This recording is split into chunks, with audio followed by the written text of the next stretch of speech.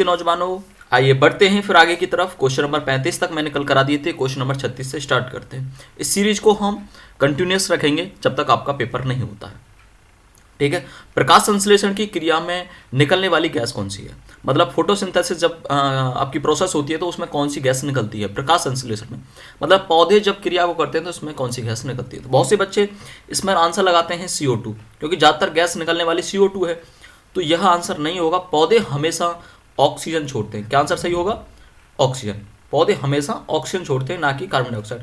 Carbon dioxide को तो वो हमेशा इनटेक करते हैं और इसको बाहर निकालते हैं। क्लियर? चलिए आगे बढ़ते हैं। क्वेश्चन नंबर 36 के बाद 37, हाइड्रोजन के खोजकर्ता कौन है? तो हाइड्रोजन के खोजकर्ता हैं आपके कैवेंडिश। हाइड्रोजन के खोजकर्ता कैवेंडिश हैं। देखो, ल्यूवेनहॉक ने जीवाणु की खोज की थी, लेवोजियर इनको केमिस्ट्री का पिता कहते हैं, रदरफोर्ड ने किसने की थी? आपके उसकी नाभिक की खोज की थी। आगे बढ़ते हैं। कैलियम किस तत्व का लैटिन नाम है? तो कैलियम है, मतलब ये कुछ नाम ऐसे हैं जो लैटिन नाम के आधार पर रखे गए हैं। जैसे आपका सोडियम है, सोडियम का सिंबल क्या होता है? Na होता है। तो Na से कुछ बोलना चाहिए ये, लेकिन इसको हम क्या बोलते हैं? सोडियम से इसको इंडिकेट करते हैं। तो इसमें जो पोटेशियम है, पोटेशियम का सिंबल क्या है? K। कैल्शियम का सिंबल क्या है? Ca।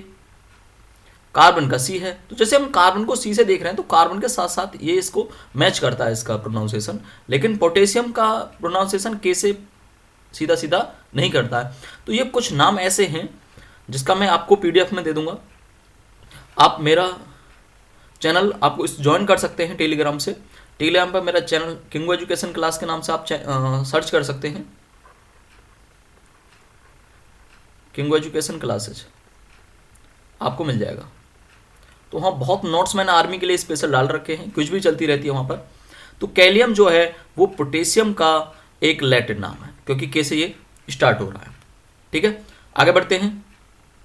हड्डियों और दांतों में कौन सा तत्व प्रमुख है? तो ये तो आप जानते हैं, हड्डियों और दांतों के लिए, हड्डियों के लिए सबसे ज्यादा बच्चों को क्या दिया जाता है? हड्डियों के लिए बच्चों को दिया जाता है कैल्शियम।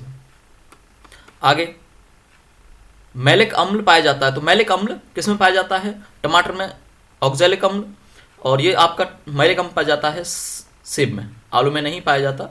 एक नींबू में पाया जाता है। इसे आप कमेंट करके बताएंगे। मैं थोड़ा सा इंक बदल लेता हूँ उसका कलर।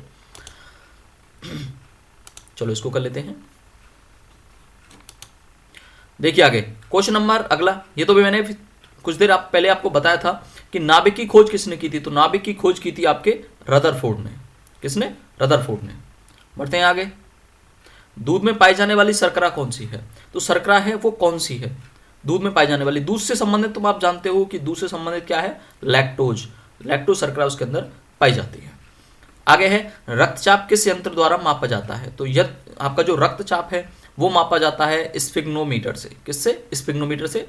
स्टेथोस्कोप क्या है? ये आपका वो है, डॉक्टर की नार में इस तरह से एक यहाँ इस तरह से लगा रहता है और एक आगे होता है इसमें कुछ इस तरह से, ठीक है। ये उसमें सुनने के लिए और आगे ये इसको चेक करने के लिए, मतलब ये कह सकते हैं कि फेफड़ों की गति और आपके सांस की जो गति है उसको सुनने के लिए इसका प्रयोग करते हैं। बैरोमीटर दाब मापने का यंत्र है।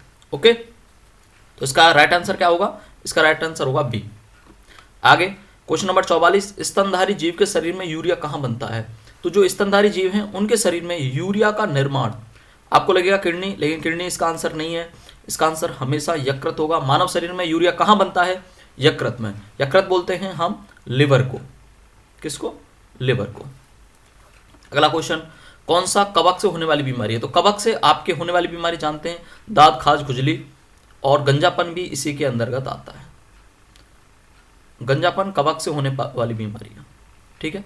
न खांसी होगा न दर्द होगा। किसे काली मौत के नाम से जाना जाता है? तो बहुत से बच्चे आंसर इस पे लगा देंगे, काली खांसी को काली मौत के नाम से जाना जाता है, लेकिन नहीं, न कैंसर के नाम से जाना जाता है। काली मौत को प्लेग के नाम से जाना जाता है। अगला क्वेश्चन, फटाफट आपका रिवीजन चल रहा है, बहुत अच्छा। इसरो की स्थापना किस वर्ष हुई थी? तो इसरो की स्थापना 15 अगस्त के दिन की गई 1969 में।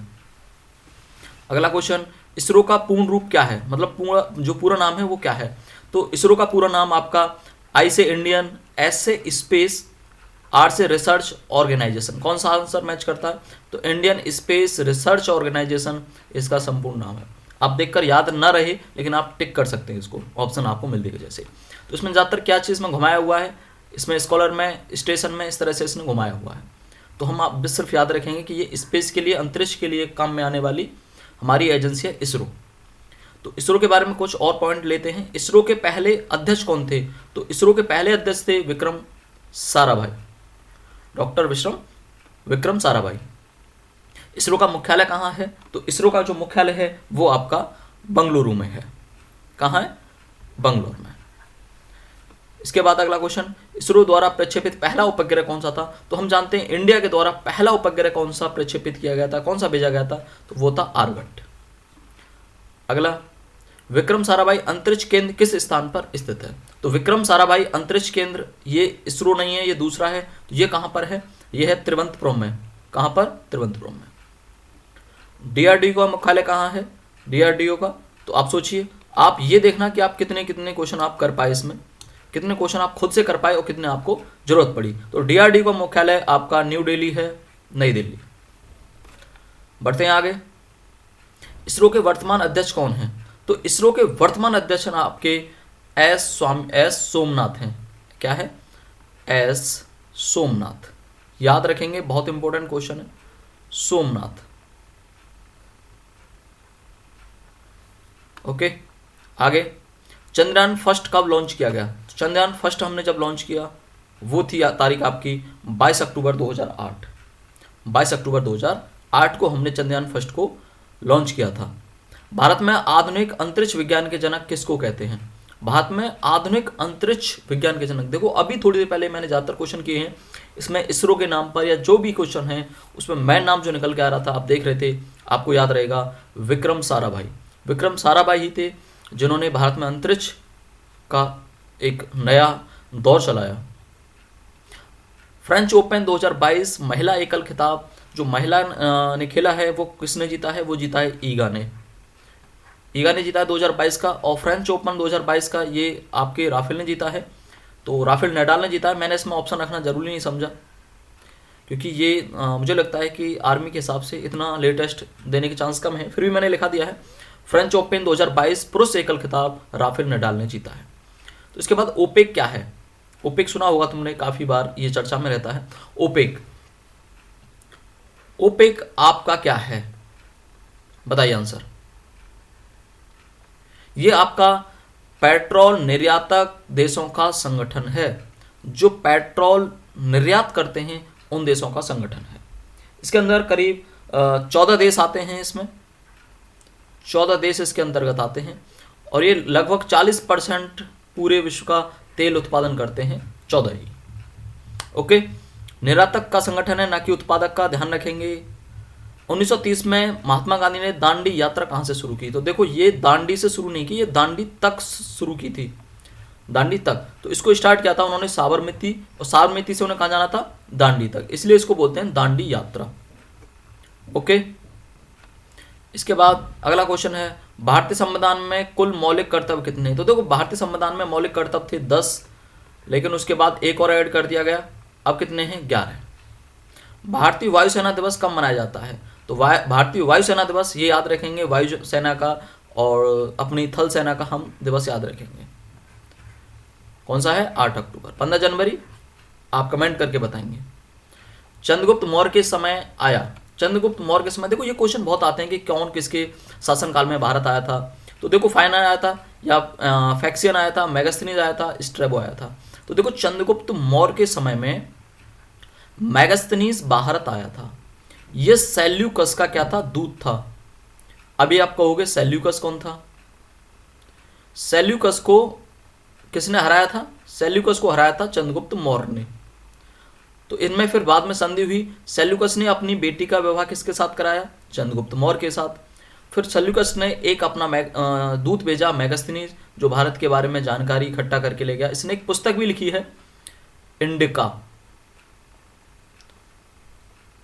पूछ लिया जाता है कि मेगास्थनीज द्वारा लिखी गई पुस्तक इंडिका, या इंडिका किसके द्वारा लिखी गई है। आगे, सीएनजी का पूर्ण रूप क्या है? सीएनजी संयुक्त प्राकृतिक गैस, ये तो देखो मैं पता है, देखो सब आगे हम देख रहे हैं कि प्राकृतिक प्राकृतिक प्राकृतिक प्राकृतिक, इसमें आगे क्या हो सकता है? सी से कार्बन हो सकता है, संयुक्त हो सकता है, स्वच्छ हो सकता है, या संपीड़ित हो सकता है।